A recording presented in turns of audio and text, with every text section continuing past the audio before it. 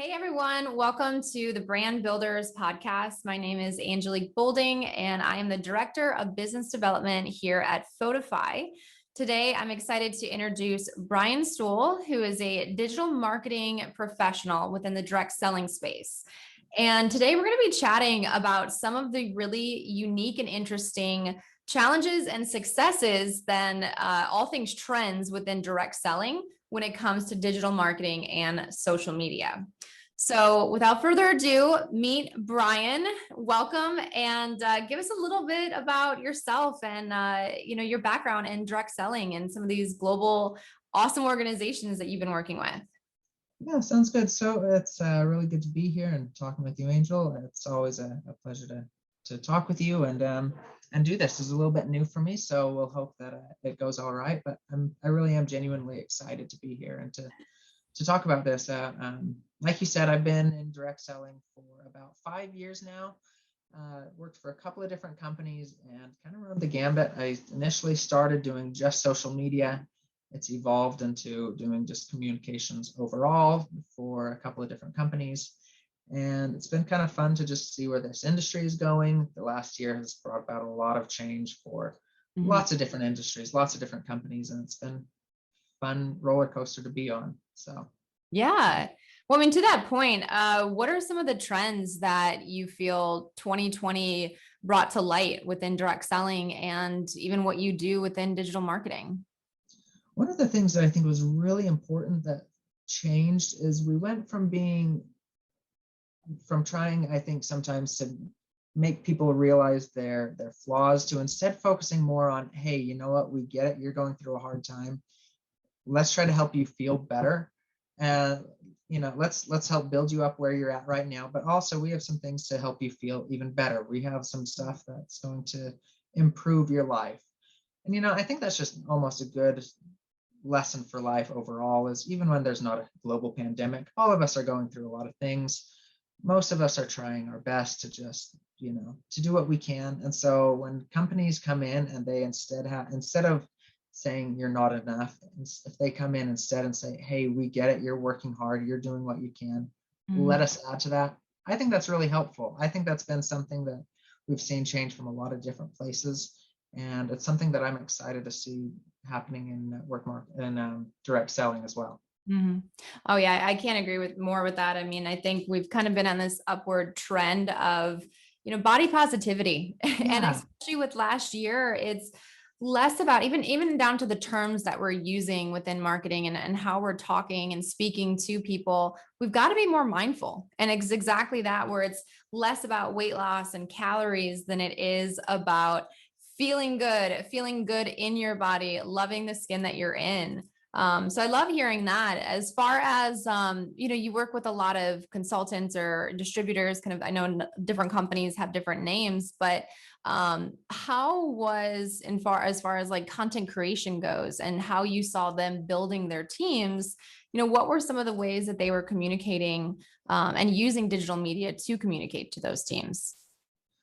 An excellent question. So I think kind of back to what we were saying as well, we've gone to focusing more on well-being as opposed to just overall weight loss.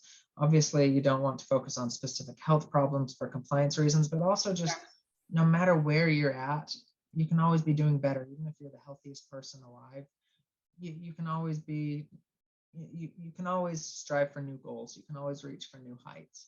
And so I think as we've focused on some of those things, that we've seen some more success, especially in our content, just talking about even, going away from maybe the healthiest person in the world, from the average person just saying, hey, you know what, we can do a little bit better. We can have some fun with these things. You can do things you maybe didn't think you could before. And I think as we've focused on that, it's led to some more successes. It's felt more inclusive, that as opposed to gatekeeping to those who maybe needed some drastic changes, or those who were already very healthy. It's much more inclusive and helps everyone know that they can benefit in some way. Right. Did you find that they were more inclined to do, say, like virtual events? Are they starting to move back into more in-person events? Is it through workout classes? I guess how were they, bringing together that community? Uh, I think I said this in the last but it's the last two questions, but I agree every time. But excellent question again. uh, I think virtual events are something that have done a lot again to just open the gates instead of hiding behind some of these paywalls. It's allowed for people to a lower barrier to entry. It's a Sure. lot easier to on a Saturday to sit on your couch and listen to what's being said, see if this is for you, than it is if you'd have to fly to say Cleveland for a weekend and get a hotel and buy flights and everything else. So I think I know with some of the events that we've done that we've seen a lot more people there than we would at any of our in-person events. And again, I think that's made it so Okay. we were able to be more inclusive. I think everyone, the whole time I've been in it, we've always said we want more customers, not just members or distributors or whatever. We want more customers, people who would be there. But it's always been a little bit difficult to focus on that as much because the people who came were not people who necessarily were interested in seeing what it was about. It was people who were actively working on promoting these things. But with virtual events now, it makes it so that we can make it more customer centric. We can make it more about what they want, where meet them where their needs are. Yeah, and that's, I think, the biggest theme that I've heard across several industries is like meeting people where they're at. And if that wasn't apparent before, 2020 really made that more and more relevant. And that was going to be my next question to you, is as far as how the adoption rate of virtual events was, and what you saw across that. But it sounds like you saw that more people were showing up for these virtual events. And lower barrier to entry. You can sit in your living room and attend a conference now and still have that engagement. And so it sounds like you saw maybe an increase in engagement in that, or was it, kind of about the same? Did it shift from events, or can you speak more to that? Yeah, absolutely. So we definitely did see more people attending than we did before. We would have, sometimes as many as 4 or 5 times as many people at a virtual event as say we would an in-person event. It's going to be interesting, I think, going into the next year, depending on how things go, as things go back to in-person events, if Mm-hmm. that will then translate to more people attending with paid tickets. It's nice, I think, because most of these events have been free, but now that we're going to go back, most likely we're going to see how many that we've retained. But we certainly have seen more people attending with virtual events than we did in person. And again, I think that made a big difference too in who we were allowed to talk to, who we were allowed to who we were allowed to focus on. Some of the different breakout sessions could be more customer centric as opposed to just being exclusively about the members. Yes, yes. And I would say that I don't think virtual events are going to go anywhere. I think that No. it's always going to have to be an option. And recently did another podcast with our partners at Lifetime, and the same thing, especially with fitness too, is I want to be able to have the group setting, when that's safe and when we feel good being in person again. But if I can't make it to class, or, I want to do a class from my living room, we've made that something, not only as an option, but we made that accessible to people. And when I think about the term accessibility, I think it really makes it even more important, because you have people that, maybe they can't travel. Maybe there's something that they can't, they can't attend because of a plethora of reasons. So meeting them where they're at and delivering that content right to them and streaming that. I mean, we've got all different technologies at this point. I mean, Zoom, I feel like it's become a verb like anything else now. It's like, it's like the Kleenex of the video communications world, or if you will. So I think that's definitely interesting, and a really great point too. As far as some of the and this is something that came up for me recently when it comes to some challenges that the direct selling industry faces, and just kind of breaking down, like everybody, breaking down these algorithms that we're met with. But the term replicated sites comes to Yeah. mind. Can you speak more to that, and maybe some other challenges that, aside from 2020, that the direct selling industry continues to navigate and how you solve for those.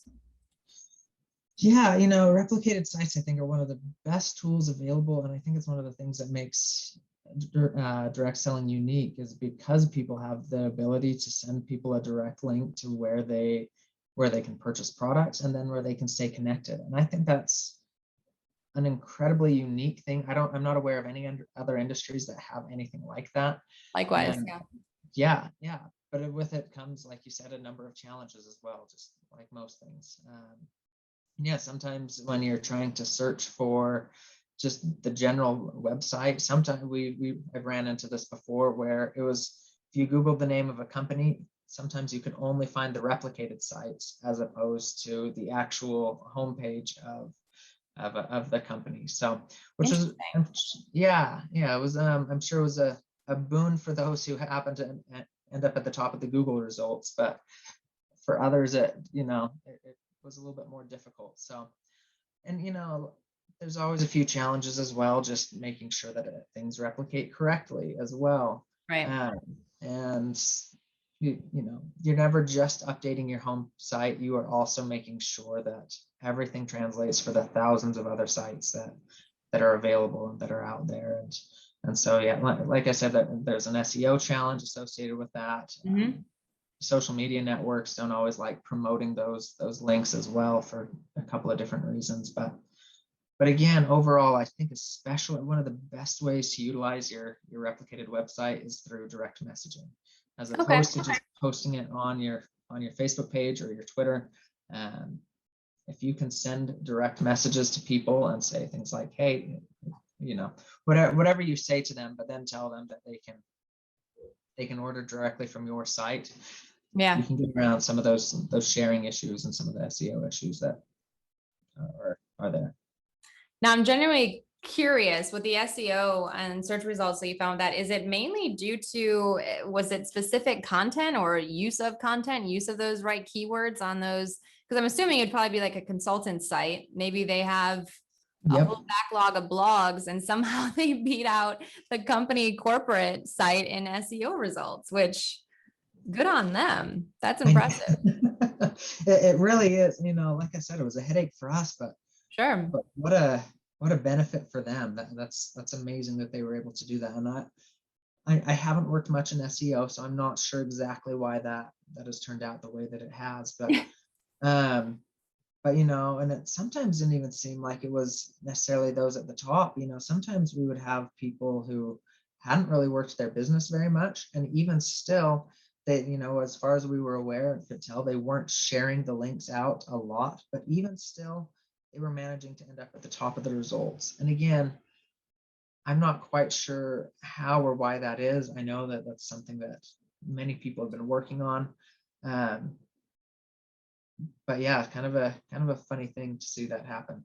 An interesting use case, and in the very least, something to learn from and monitor and test. That's really interesting to study that.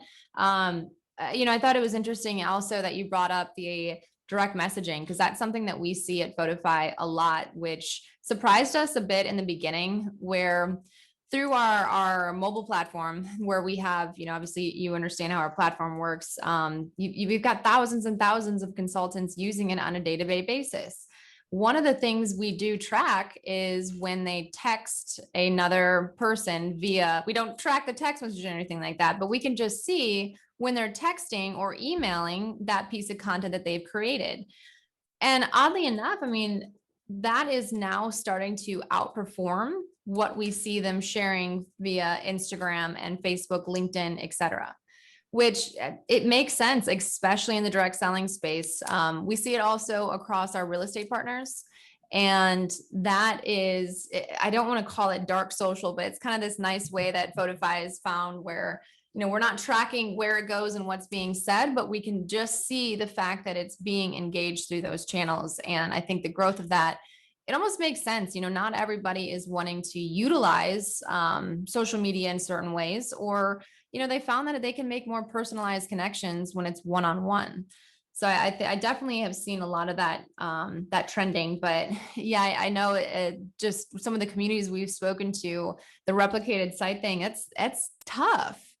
Because Yeah. one solution that we had, that somebody had mentioned was telling consultants to put their links to their shoppable sites in the comment section so that then Oh, they can kind of get around that algorithm. And I feel like that's just the constant fight, is trying to figure out all the complexities of Facebook marketing and Instagram marketing. And by the time you think you do, they've moved on to something new. And, I guess you're constantly growing and learning, but it definitely keeps you on your toes, to say the least. So I guess, one of the other questions that I have, and I know we're coming up on some time here, but what are some ways that you stay up to date in digital marketing and social media for and within the direct selling industry? I think, advertising and marketing is I don't even know how many billions of dollars I've invested, how much value that, Scary to I'm not, think about. yeah, there's a lot of money in there. Yeah. But as humans, we don't like the idea of being advertised to. Once we start Yes. figuring out that things are ads, we start tuning it out. Initially Google was making a lot of money with those ads at the top of the search results. And anymore, we're finding that there's a lot of fatigue with that. People just see that the ads at the top, and then they scroll down into where it's no longer the ad part. And even if they're the same link, they want to skip the part that they know is an ad and go to the part that they believe is organic. Correct.